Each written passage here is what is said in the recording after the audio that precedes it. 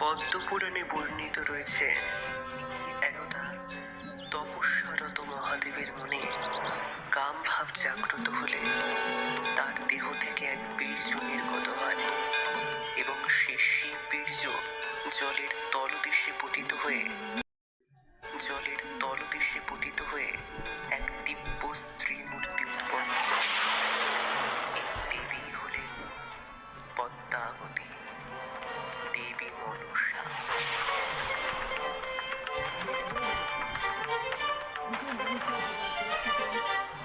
হে মাতা নাগেশ্বরী,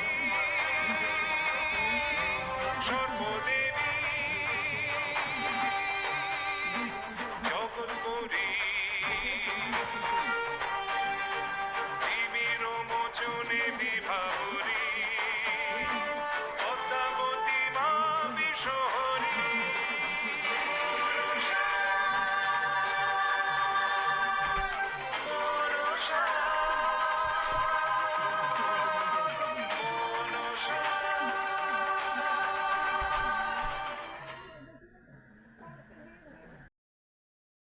আমার নাম পদ্মাবতী, আর একদিন এই পদ্মাবতী হয়ে উঠবে মঙ্গলময়ী দেবী, আর এটাই পদ্মাবতীর পথ।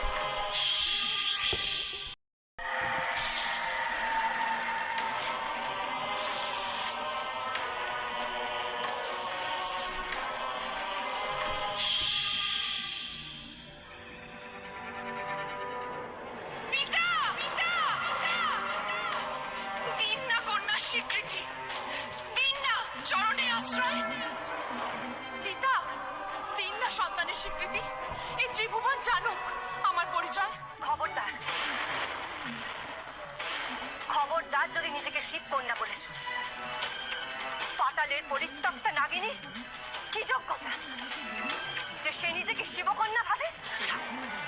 আমি সত্যি শিবকন্যা, আর এর মধ্যে এতটুকু মিথ্যে নেই। মহাদেবের কোনো কন্যা নেই, থাকতে পারে না। এ কথা আমার চেয়ে বেশি ভালো আর কেউ জানে না। জগতে কেউ এমন দুঃসাহস দেখায়নি যা তুমি দেখালে। মাতা, মাতা, আপনি আর পিতা ছাড়া আমার আর কেউ নেই। মাতা, আপনারা যদি আমাকে আশ্রয় না দেন তাহলে এই অভাগিনী মনসা কোথায় যাবে? আমি তো আর কিচ্ছু চাইনি মাতা। আপনার আর পিতার চরণে আমি একটু আশ্রয় চেয়েছি। জড়োজ তুমি, ত্রিভুবনেও পাবে না দেবীর পরিচয়। পিতা, পিতা, পিতা। একদিন এই জারুজ পাবে দেবীর পরিচয়।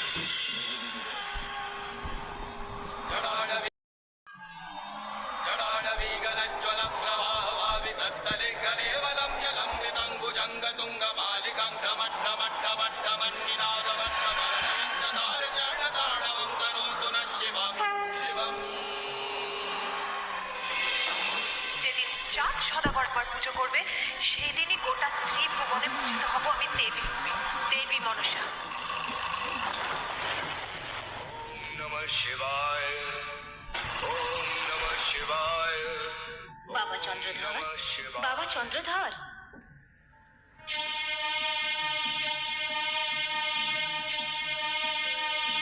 কে? আমি পদ্মাবতী। পদ্মাবতী? আমি জল কালো মুনির পত্নী, ঋষি আস্তিকের জননী।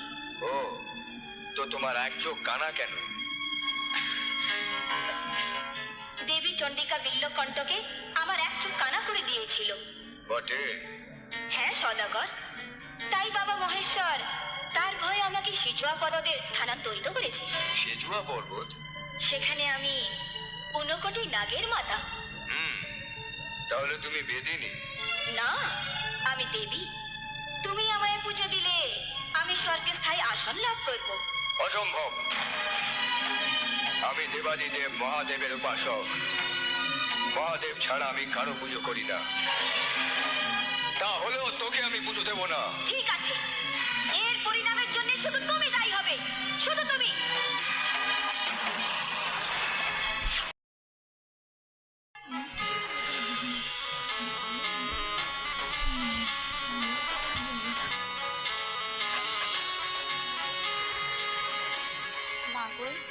আমার স্বামীর অপরাধ নিও না তুমি। আমার স্বামী আর সন্তানদের মঙ্গল করো, তাদের নিরাপদে রেখো মা।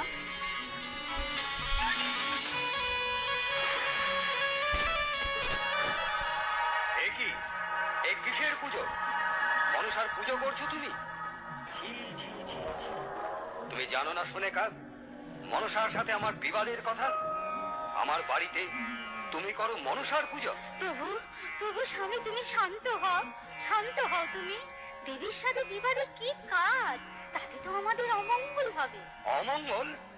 কতটুকু ক্ষমতা মনসা কানে? এ কি এই বলছো দেখো, তুমি?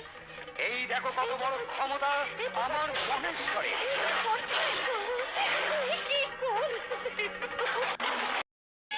শোনো নাগগণ, চাঁদ সদাগর আমায় অপমান করেছে, আমার ঘট পদাঘাতে চূর্ণ করেছে। এর প্রতিশোধ নিতেই হবে, এর প্রতিশোধ নিতে হবে।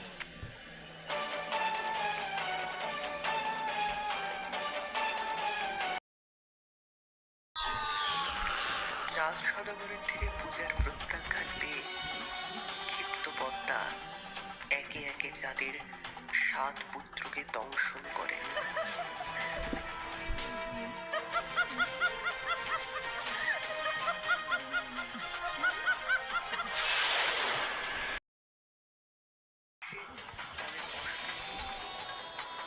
লক্ষিন্দর বেহুলাকে বিবাহ করেন এবং মনসার রোষানল থেকে লক্ষিন্দরকে বাঁচাতে লোহার বাসন নির্মাণ করেন চাঁদ সদাগর। হঠাৎ শোনো আমার, কেন তোমায় ডেকে এনেছি? কেন মা? চাঁদের ছেলের লৌহ আমার, কেন তোমায় ডেকে এনেছি? কেন মা? চাঁদের ছেলের লৌহ বাসর ঘরে একটা ছিদ্র রাখতে হবে। তা কেমন করে সম্ভব? চাঁদ ধনী আমার প্রভু, পুরুষের ক্রমে আমরা তাদের প্রজা, কেমন করে তার সঙ্গে বিশ্বাসঘাতকতা করি? ইস, বেশ বেশ, তাহলে তোমার পুত্ররা সর্প দংশনে মারা যাক। রক্ষা করুন মা, রক্ষা করুন। তাহলে মনে থাকবে, আমার কথা মতো কাজ করতে হবে। তাই হবে মা, তাই হবে।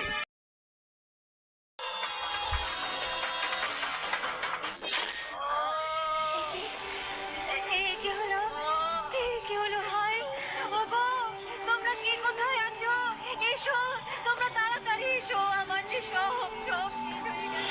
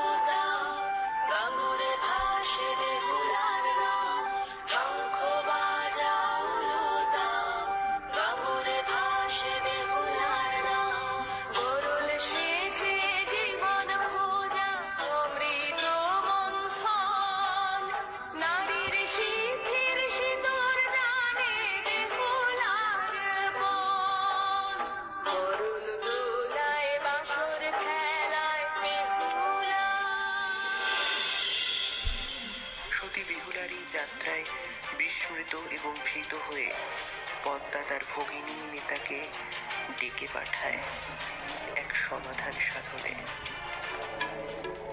নেতা, নেতা, তুমি আমার মন খোলা দাও। সব সম্পদে তুমি আমায় বুদ্ধির যোগান দিয়েছ, কিন্তু শেষ রক্ষা বুঝিয়ে আর হয় না।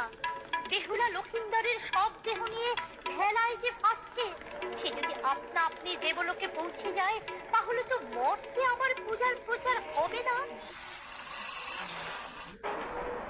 তোমার স্বামী অস্থি মাংস এই কাপড়ে জড়িয়ে রাখো। আর আজ থেকেই আমার সঙ্গে দেবদেবীদের কাপড় কাচতে শুরু করো। যথা আজ্ঞা মা। মা গো মা, কে নিতা? আয় নিতা আয়, তোর কাজ খুব ভালো হচ্ছে রে, কাপড় কাচা খুব ভালো হচ্ছে। মা গো, কদিন ধরে সব কাপড় কাচছে আমার বোনঝি। ও তাই নাকি? হ্যাঁ মা, ও খুব দুঃখী, ও স্বামী হারা মা। মা, বাবা মহাদেবকে বলে একদিন শিবলোকেও নাচ গান করবার অনুমতি করিয়ে দাও না মা। ও খুব ভালো নাচ গান করে মা। বেশ, ও নিয়ে তুই ভাবিস না, মহাদেবকে বলে একদিন আমি ঠিক ব্যবস্থা করে দেবো। জয় জয় শিব, জয় শঙ্কর, চম্পক নগরে ছিল চাঁদে পরিবার, মনুষার গোপী তারা ক্ষমা ছাড়ে ঘর, তোমার সেবক চাঁদ পুত্র বধূ আমি, কৃপা করে রক্ষা করো, ফিরাও আমার স্বামী, ফিরাও আমার স্বামী,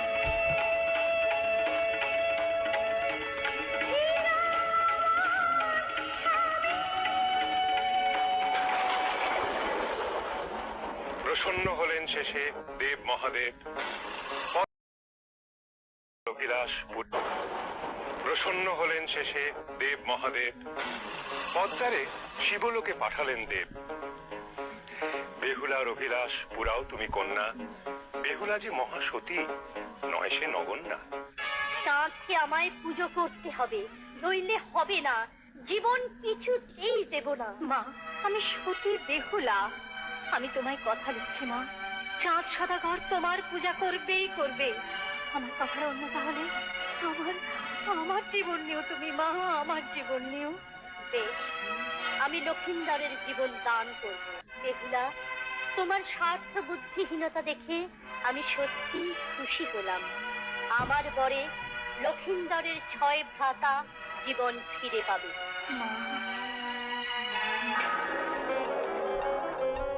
বাবা, আপনি মনুষ্যার পূজা করুন।